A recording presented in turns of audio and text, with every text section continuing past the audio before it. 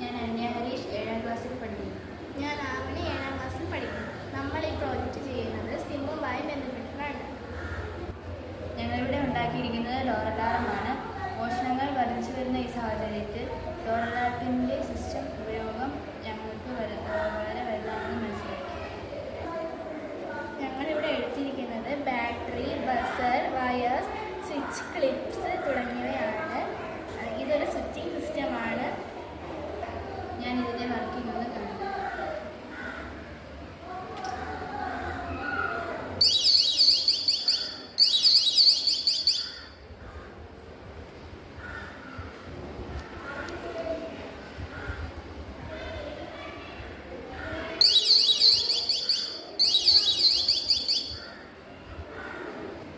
ഇതിൽ DC പവറാണ് ഉപയോഗിച്ചിരിക്കുന്നത്.